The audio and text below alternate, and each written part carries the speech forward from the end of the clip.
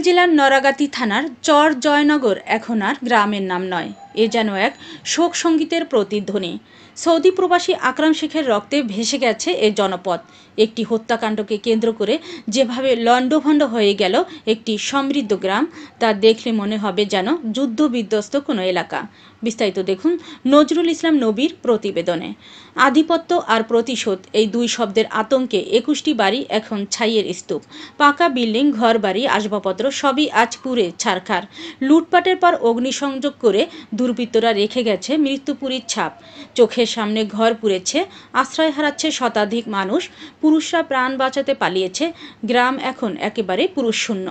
বাঁচার আকুতি নিয়ে পড়ে আছে নারী ও শিশু। তাদের চোখে আজ শুধুই শূন্যতা, মুখে একটাই কথা, বাঁচতে চাই, বিচার চাই। প্রবাসী আকরাম শেখের উপর পরিকল্পিত হামলা ও গভীর ষড়যন্ত্রের ইঙ্গিত দিচ্ছে স্থানীয়রা। তারপর শুরু হয় প্রতিশোধের মহাযজ্ঞ। ইকরাম শেখের নেতৃত্বে চালানো হয় একের পর এক ভয়াবহ হামলা। আনসার জমাদ্দার, ইসমাইল জমাদ্দার, ফাহিম শিকদার সহ অন্তত ২০টি বাড়িতে হামলা, লুটপাট আর আগুন। ক্ষতির পরিমাণ প্রায় ১০ কোটি টাকা, এমনই দাবি স্থানীয়দের।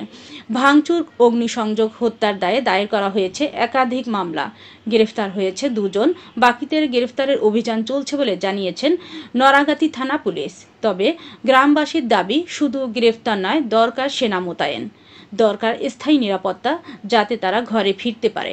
এই মুহূর্তে একটাই প্রশ্ন, কারা এই আগুন খেলায় মদতদাতা, কারা এই রক্ষা করছে এই দানবদের? সৌদি ফেরত আকরাম শেখের রক্ত এখন শুধু এক ব্যক্তি নয়, তা আজ জয়নগরের শত শত মানুষের কান্না।